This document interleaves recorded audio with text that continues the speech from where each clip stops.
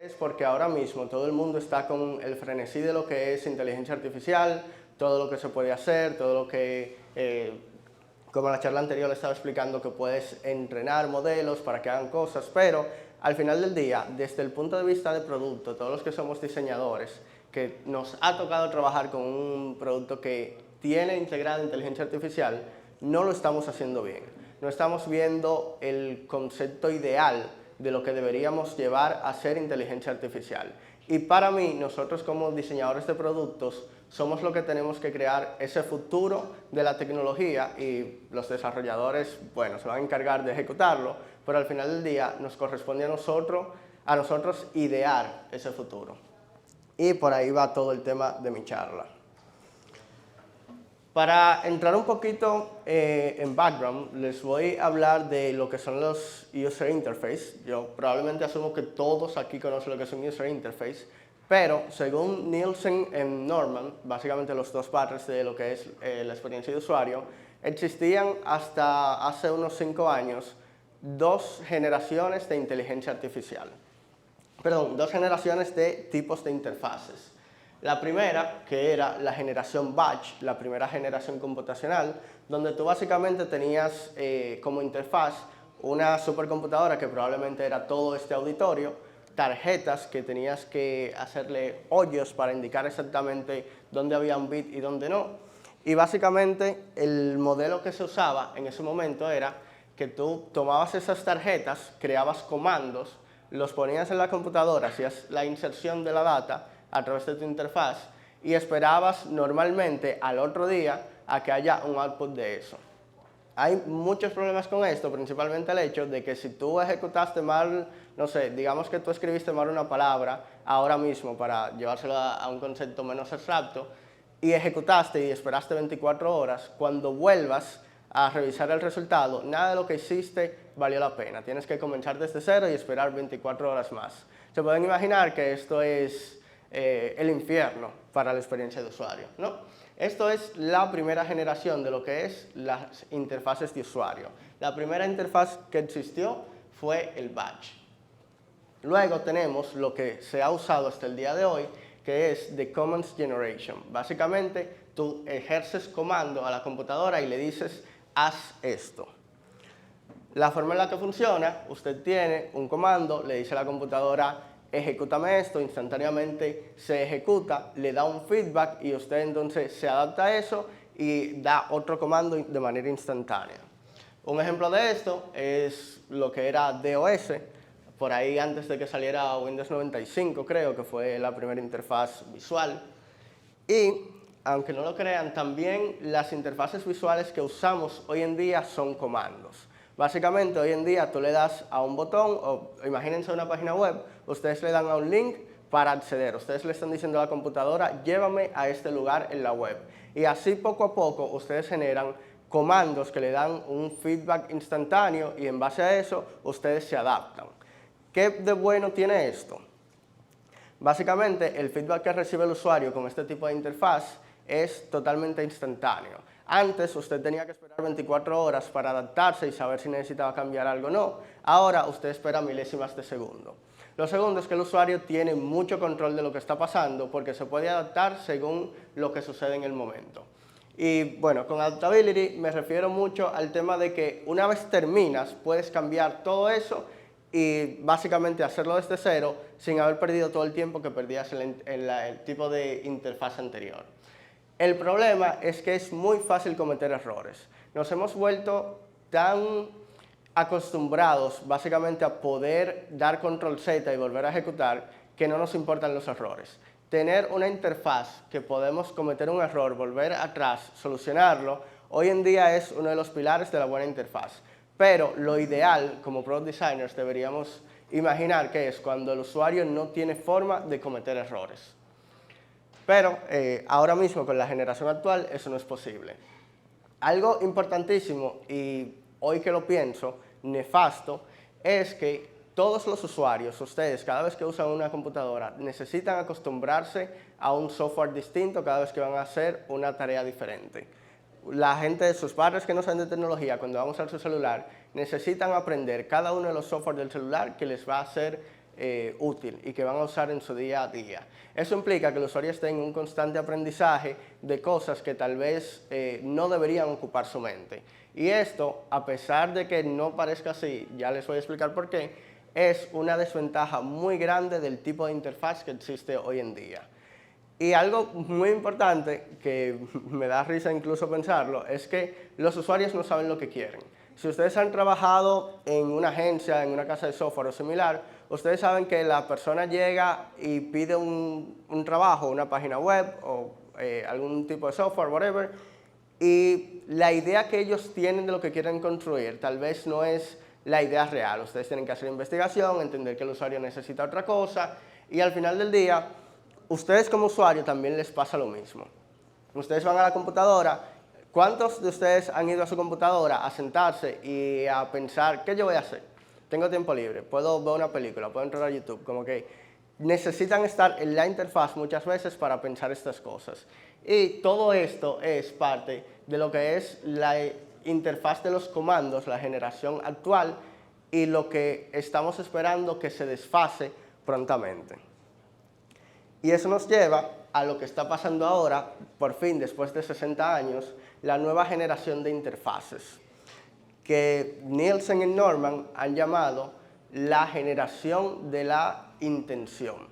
Hoy en día, si ustedes piensan en ChatGPT, por ejemplo, con ChatGPT ustedes no comienzan a diseñar o a escribir un post que van a subir, o una frase para Instagram, por ejemplo. Ustedes le dicen, escríbeme una frase para Instagram. Al final del día, ChatGPT les devuelve algo, no es ideal, tienen que ajustarlo, por eso no estamos en el punto óptimo todavía, pero al final del día, la interacción que usted tiene con la interfaz fue más que nada intencional. Usted no se sienta a hacer, usted pide y entonces la computadora le devuelve algo explícito. Probablemente no se ha entendido muy bien todavía, así que les dejo esta frase. Ahora mismo no le decimos a la computadora qué debe hacer, sino qué queremos como solución final. Anteriormente usábamos la computadora, bueno, hoy en día usamos la computadora para hacer cosas. El futuro al que nos va a llevar la inteligencia artificial es a una interfaz donde la computadora hace todo y nuestra única interacción es decirle, ábreme la puerta, y la puerta se va a abrir. Que son cosas que están haciéndose ahora mismo, tal vez no con lo que es idealmente inteligencia artificial, pero hemos encontrado la forma de llevarlo. De nuevo, la metodología de este tipo de interfaz es: pedimos lo que queremos y la computadora lo genera por nosotros. Ya no hay que interactuar, ya no hay que crear. Un ejemplo que me gusta poner cuando estoy pensando en esto es Photoshop. Anteriormente, usted se sentaba en Photoshop y usted básicamente tenía que, si quería una foto editada, tenía que sentarse a cropear, ponerle los puntos, cambiarle los valores a los colores y todo lo demás. Hoy en día, usted tiene algunas herramientas que usted le puede dar a un botón para que genere una versión nueva de esa foto, tal vez con ciertos parámetros que tiene que escribir. En la versión ideal, cuando esta nueva generación termine de entrar de lleno, lo que va a pasar es que usted va a tener una foto, usted le va a hablar, le va a decir, yo quiero que esa foto se vea, no sé, que se me borren las espinillas. Inmediatamente va a suceder. Usted no tiene que resaltar las espinillas, usted no tiene que buscar esto, nada. Usted simplemente habla, le dice cuál es su goal y entonces la interfaz le va a devolver. Básicamente, esto va a limitar la interacción que vamos a tener físicamente con los equipos. Básicamente no vamos a tener que hacer cosas, sino que el equipo va a hacer todo por nosotros. Este es un ejemplo que me gusta también, que es básicamente de Tesla. Ahora mismo con Tesla, en las versiones anteriores, había que pasarle la mano al manubrio para abrir la puerta, inmediatamente se levantaba y podías abrir. Ahora mismo puedes decirle a Tesla, creo que en algunos modelos de Mercedes y de Porsche también está, te puedes parar y decirle, abre la puerta, y la puerta se abre para que puedas entrar. Estás cambiando la interfaz para no interactuar nunca con el dispositivo. Y a esto me refiero con la nueva generación de interfaces que van a venir. Dicho esto, hay muchos ejemplos que yo estoy dando que ustedes pueden pensar, tal vez las herramientas de AI que existen hoy en día ya están en eso. Y hay un tema muy importante aquí. Lo que tenemos hoy en día no es una inteligencia artificial ideal, es generativa. Básicamente le estamos entrenando en un tópico específico y básicamente hace un if infinito de if esto, if lo otro, hasta que llega a una decisión. Esto no es ideal. Lo ideal es que quien ha visto Iron Man, tal vez esto le suene muy a cuento de hadas, pero quien ha visto Iron Man y conoce Jarvis, eso es lo que idealmente va a ser en algún punto la interacción que vas a tener con una inteligencia artificial. Vas a sentir que estás hablando con un humano que básicamente está haciendo cosas por ti. Eso despierta o abre una lata de gusanos muy grande a nivel de moral y todo lo que puede hacer esta generación con esas cosas, pero bueno, ese es un tema para otra charla. Y aquí hay algo muy importante. La experiencia de usuario no va a ser interactiva. Anteriormente y con las generaciones anteriores, todo lo que les he mencionado son diferentes tipos de interacción que el usuario tiene con una interfaz física, ya sea ingresando comandos, haciéndole hoyitos a una tarjeta, dándole a un botón. Todas esas son interacciones físicas. Eso va a desaparecer una vez la inteligencia artificial entre completamente, se desarrolle un poco más y comencemos como product designers a crear interfaces que estén adaptadas al 100% al futuro de la inteligencia artificial. Ahora, algo importante es, los diseñadores solemos pensar, principalmente cuando no tenemos mucha experiencia, en que somos visuales. Tal vez hay una parte de research, tal vez hay una parte de entrevistas y todo eso pasa por detrás, pero al final el goal de eso es crear algo visual. Si las interfaces de la siguiente generación no son visuales, ¿dónde nos deja eso como diseñadores? ¿Dónde vamos a quedar parados? ¿Va a desaparecer esta profesión? La verdad es que no. Primero, lo que es el Command Generation no va a dejar de existir. Siempre lo que pasó se queda de alguna manera para evolucionar lo siguiente. Tal vez un buen ejemplo de esto es DOS. Todo el que ha programado alguna vez ha usado command lines, siempre. A pesar de que es algo que ya podemos decir que es muy anticuado, todo lo demás tiene cierto nivel de utilidad hoy en día. Entonces, las interfaces visuales y físicas van a seguir existiendo, solo que de una manera mucho menos relevante, vamos a decir. Lo siguiente es que como diseñadores tenemos que evolucionar. Había un tiempo durante la revolución industrial que el diseñador industrial era rey, era la persona que estaba diseñando el futuro. Y esto es algo que va a volver a pasar.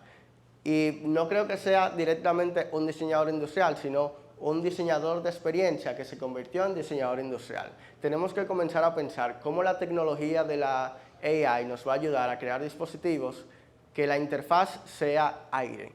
Que tengas un reloj que te diga todo lo que te dice el Apple Watch ahora mismo, 20 veces más, con mucha más esteroides. Que la interfaz nunca tengas que darle a un botón, que la interfaz nunca tengas que mirarla, que la interfaz prevea lo que quieres y lo haga por ti. Que la interacción sea más abstracta. Y ahí viene lo que es esta nueva generación de interfaces. De nuevo, es tiempo para que comencemos a diseñar procesos para las máquinas y los resultados de eso para los humanos. Puedes comenzar a diseñar dispositivos como los que acabo de describir, que tienen una interacción abstracta, y el resultado de eso es tal vez, no sé, mucha gente se imagina un implante, es algo muy popular en science fiction, pero tal vez sea un anillo que te pongas, o lo que Google en algún momento tenía con el Google Glass, cuando ya exista la tecnología para desarrollarlo. Todos ese tipo de dispositivos que vamos a diseñar van a contener una experiencia abstracta, que no necesitas tocar, que solo necesitas pensar. Y es tiempo de que nosotros comencemos a ver cómo por detrás vamos a diseñar interfaces tecnológicas que hagan que eso pase y que al final del día lo abstracto quede para el usuario, para los humanos. Algo muy importante es que para poder comenzar a pensar en este tipo de interfaces abstractas tenemos que sacar de nuestra mente todo lo que conocemos hoy como un estándar que no puede cambiar. Por ejemplo, tenemos las 10 heurísticas de Nielsen Norman Y esas 10 heurísticas para el tipo de interfaces que trabajamos hoy en día son ideales. Sin embargo, cosas que tienen esa heurística, por ejemplo, es la creación de errores que las personas puedan identificar, la posibilidad de volver atrás, perdón, para corregirlos y todo lo demás. Tenemos que comenzar a dejar eso de lado cuando estemos trabajando con este tipo de interfaces y pensar en cómo hacer que el usuario nunca cometa un error. Porque si el usuario está interactuando básicamente con su pensamiento, no debería haber la capacidad para cometer errores, a menos que el error esté directamente en lo que le decimos capa 8, en el usuario y su pensamiento directamente.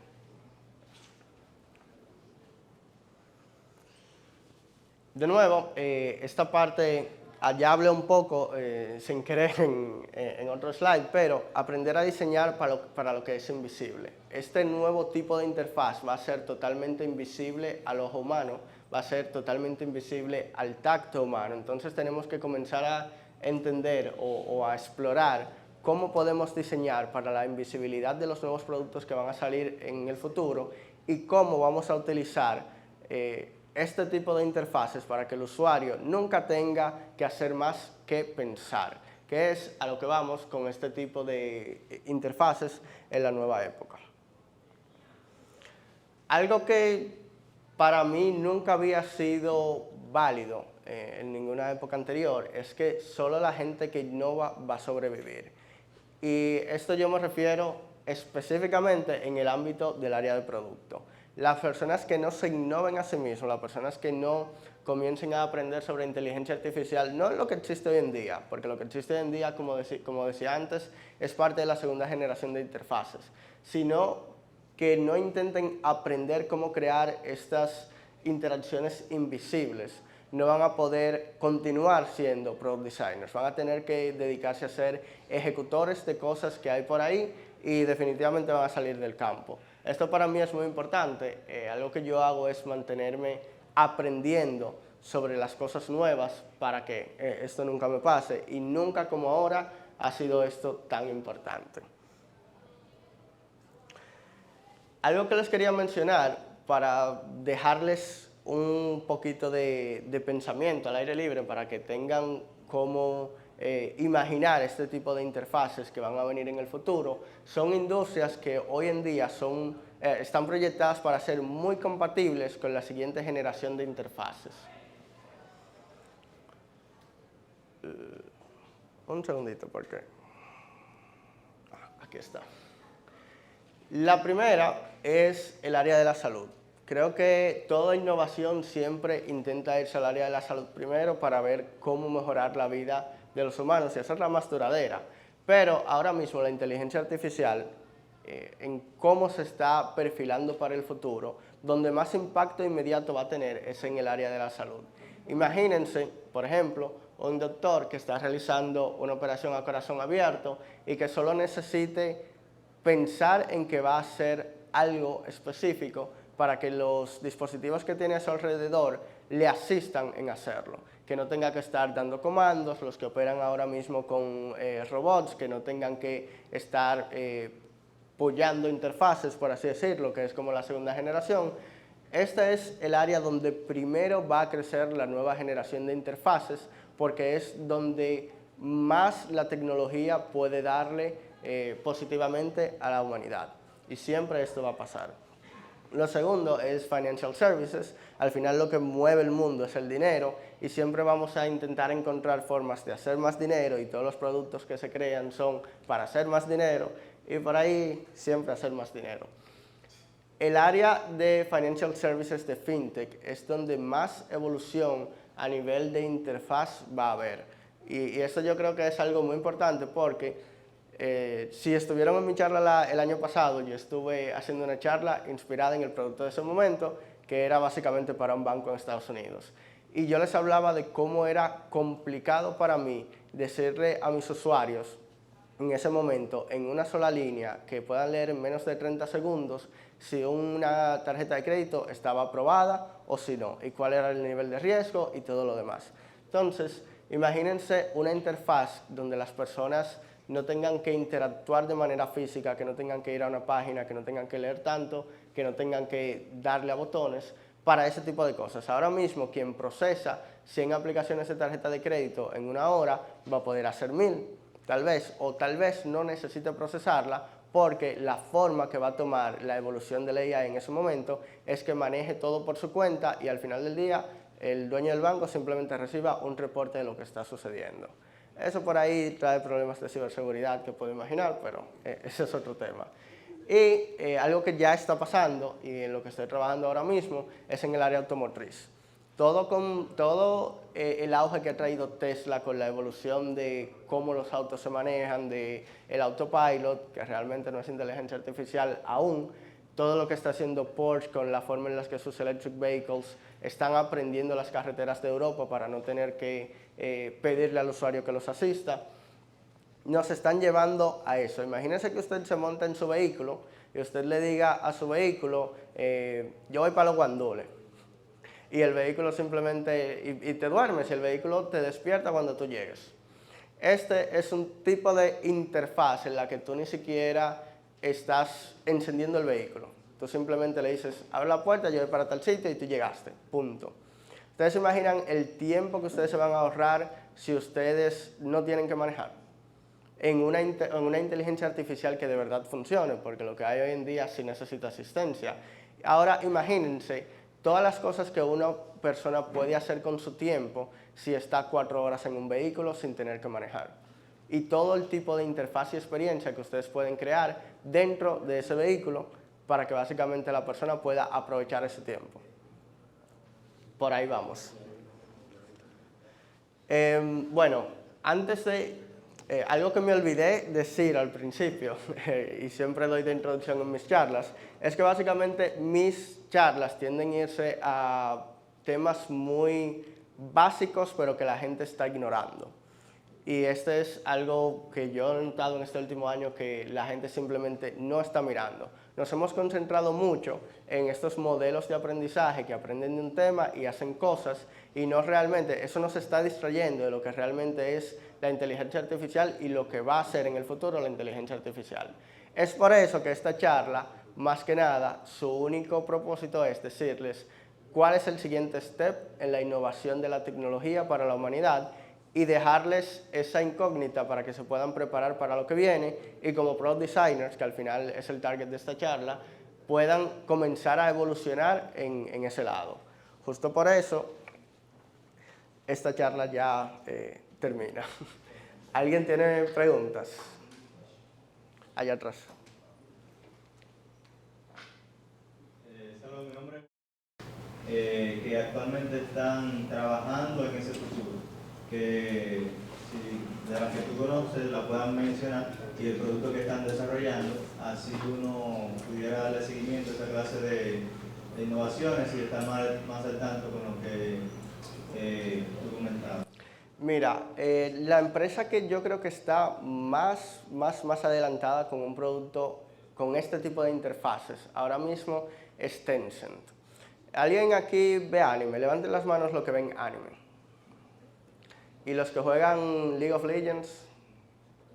Bueno, Tencent básicamente es la empresa china más grande de videojuegos.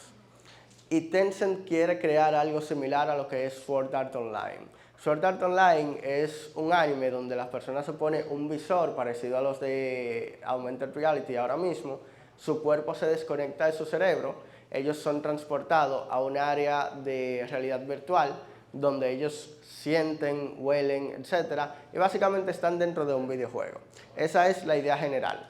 Tencent no quiere crear algo tan así porque definitivamente no tenemos la tecnología, pero ellos quieren crear un videojuego de realidad virtual donde básicamente tú tengas una inteligencia artificial lo suficientemente avanzada para que tu pensamiento sea la interfaz, para que tú sientas que tú no tienes que hacer esto con la mano, para que tú simplemente pienses y tu personaje haga lo que estás pensando.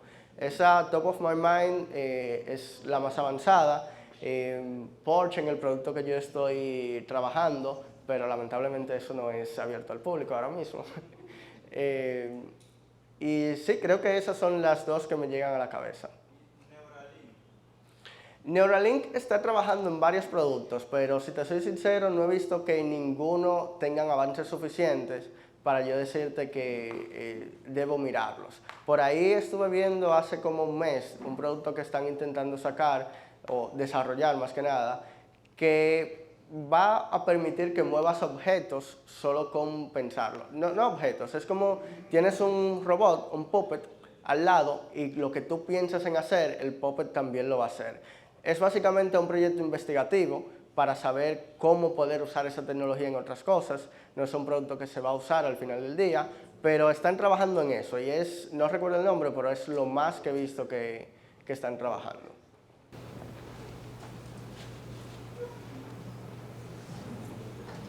Sí, mi nombre es Willis. Tú ahorita hablaste, como que dice, de las diferentes etapas y de las diferentes interfaces, y dijiste que estamos llegando a la tercera, donde, como quien dice, la interfaz sería en el aire, no se vería nada. Entonces mi pregunta viene relacionada con qué función en sí haría el Product Designer si por ejemplo, al llegar el momento del total desarrollo de esa tercera generación, no sería innecesario en sí ese trabajo, sino simplemente el run sería lo más necesario. Sí, lo primero que les voy a aconsejar a todos, debí decirlo durante la charla, es no tener en su cabeza la idea del prompt para que sea algo que va a quedarse en el futuro. El prompt me recuerda mucho a algo que pasó cuando se estaba comenzando a trabajar con interfaces de OS, que básicamente habían ingenieros que hacían búsqueda y hacían query en una base de datos para buscar información. Inmediatamente llegaron las GUIs como Windows 95, eso comenzó a desaparecer mucho porque ya no necesitabas hacer un query tan grande, había mucha interfaz visual. Eso va a pasar con la gente que son prompt engineers ahora mismo, para ChatGPT, por ejemplo. Esa es la primera acotación. Lo segundo es que, como decía, como product designer, lo que tú quieres desarrollar es una experiencia. Entonces, ¿cuál es la respuesta a ese pensamiento? Tú piensas en, yo quiero llegar a tal lugar. Ok, tu vehículo lo va a hacer por ti, tú no tienes que hacer más nada que pensarlo y subirte al vehículo. Pero, entonces, ¿cuál es la experiencia que tú vas a tener mientras estás esas 4 horas, el vehículo llevándote a donde tú quieres ir?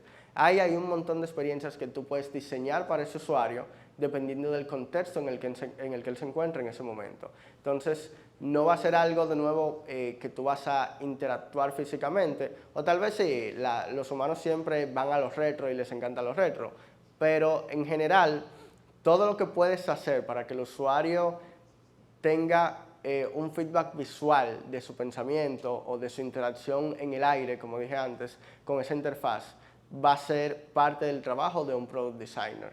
Básicamente, si yo pensé tal cosa, ¿qué pasa? ¿Cómo pasa? Es lo que nos va a tocar diseñar. Primero allá y luego acá. Saludos, Rainier. Una pregunta, como diseñador, ¿cuáles serían las principales barreras para pasar a esta, vamos a decir, a esta siguiente etapa? En cuanto a lo tecnológico, en cuanto a lo social también, que tú pudieras ver, porque tú mencionando esas cosas emociona mucho, pero en cierta forma también da un poquito de miedo, porque todos sabemos lo que pasó en su horario online. Sí, ahí hubo muchos problemitas. Anyways, lo primero es que tecnológicamente se necesita más desarrollo y menos distracción. Algo que a mí no me gusta del GenAI, a pesar de lo mucho que nos ha dado y todos los beneficios que tiene hoy en día, es que llegó al punto en el que nos está distrayendo. GenAI es básicamente un 0.5% de lo que sería una inteligencia artificial real. Y nos hemos concentrado tanto, nos hemos quedado tan estancados haciendo GenAI más bonita o enseñándole más cosas, que no hemos avanzado en la siguiente etapa de lo que va a ser inteligencia artificial. Entonces, esa parte para mí es una barrera que tenemos que superar. Yo le doy 5 años antes de que la fiebre se pase y lleguemos a lo siguiente, más o menos. Lo segundo es que socialmente necesitamos comenzar a crear reglas morales. Algo que nosotros estamos viendo como diseñadores es que hay muchas entidades, organizaciones sin fines de lucro, principalmente en Europa, que están intentando regular lo que es la experiencia de usuario y algo, por ejemplo, que a mí me apasiona mucho y es algo lo que estoy pensando en hacer un grado el siguiente año, es Behavioral Design. A mí me encanta Behavioral Design, pero la información que hay al público en cuanto a cambiarle el comportamiento a una persona es nada. ¿Por qué? Porque quienes han investigado eso son Google, Apple y ese tipo de empresas. Entonces, ellos investigan, han desarrollado mucho ese tipo de tecnología y básicamente lo usan para sí mismos, pero no quieren que el mundo